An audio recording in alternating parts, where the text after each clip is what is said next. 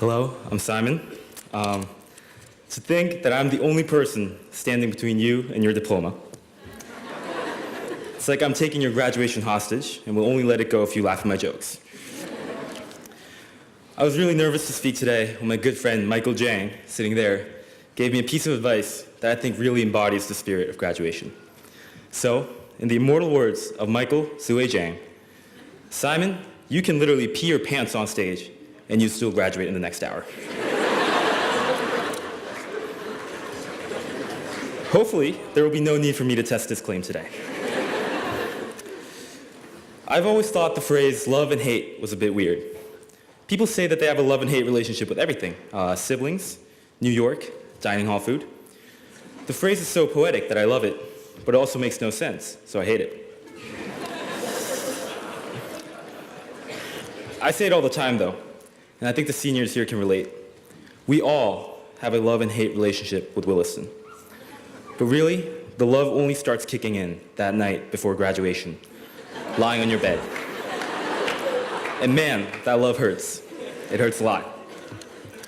Last night, lying on my viciously uncomfortable dorm room bed, and surrounded, for the last time, by my dorm room walls that I call minimalistic, but in reality are just bland, I had an epiphany of sorts, a revelation, if you will, that accompanies all ends and foreshadows all beginnings. Today, I have no wisdom to impart. I mean, after all, it's hard to say things like what I wish I knew when I was 18 when I'm 18.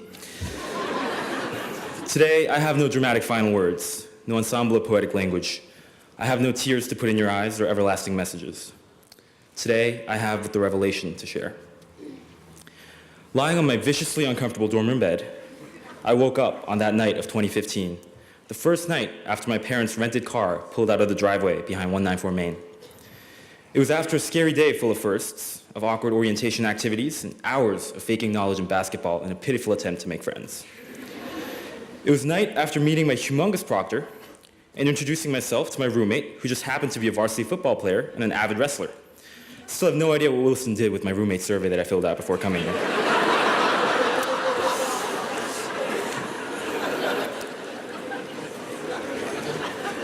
It was the night I was this close to picking up the phone, calling up my parents sleeping in a nearby hotel, and calling everything off.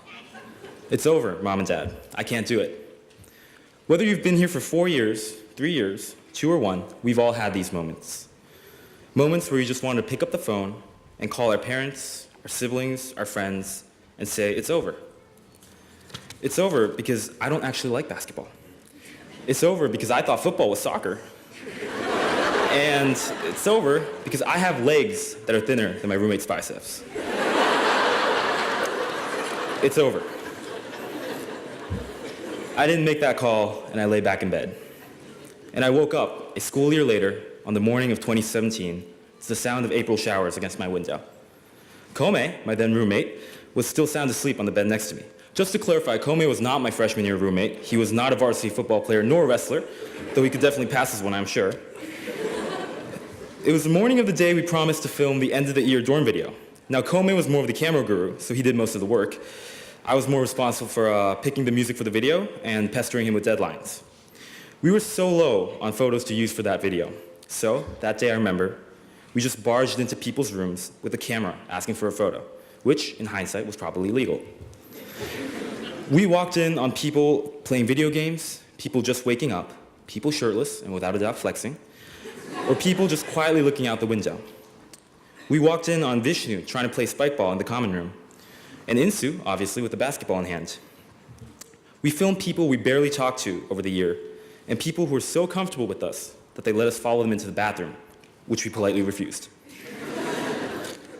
And that day, I remember, as we had Williston in our cameras and a smile on our faces, I was relieved that I had never made that call to my parents. In junior year, as juniors do, I woke up multiple times to my highest highs and lowest lows of Williston. I woke up to days of heartbreak and rejection, of exhaustion and absolute laziness. I don't think I'm the only one here. Freshmen and sophomores, here's what's coming. Juniors, welcome to the other side. I woke up to days of endless projects and essays, of finding derivatives and memorizing US presidents and their foreign policies. If there's one name that I will remember till the day I die, It will be Cesar Chavez, I can't even pronounce him, in the National Farm Workers Association because I absolutely bombed that quiz in US history. But junior year, I also woke up to days of absolute tomfoolery, painting cornholes and planning April Fools. I remember watching Graham as he covered Jason's entire desk with Post-its. I remember watching the movie version of The Great Gatsby with my classmates. I remember cooking dumplings with my Chinese class. I remember playing sharks and minnows during JV swim practice with Mr. Doubleday, who was more in shape than all of us combined. And going to watch Avengers Infinity War with all my friends and chanting Wakanda Forever on our way back. I remember why I hated Williston and why I loved it with all my heart. And I woke up today, got all suited up, and looked at myself in the mirror.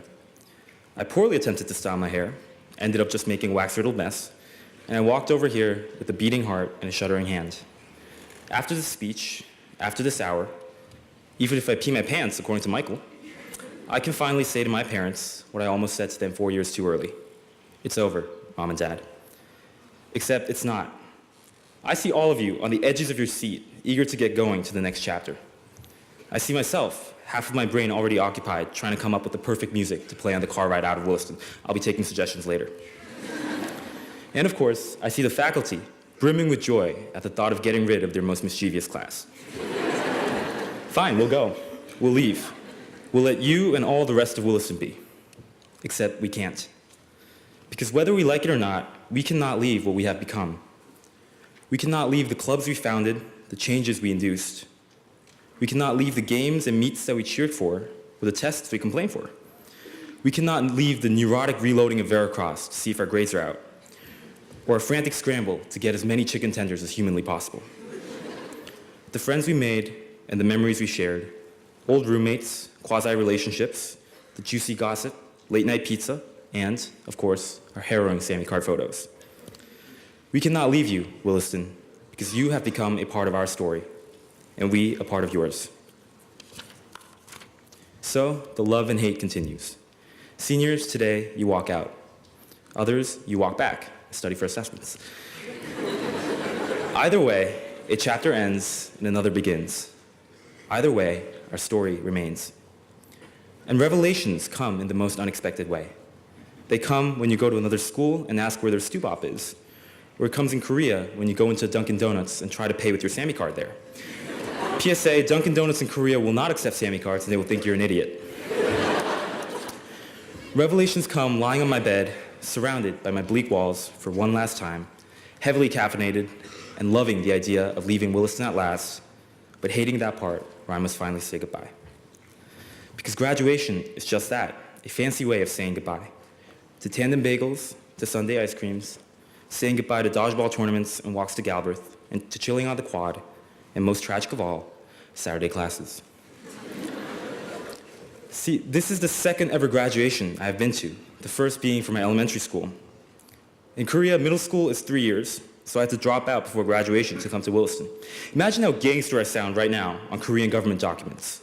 A middle school dropout, nowhere to be seen in Korea with only an elementary school degree. I've had it rough, people.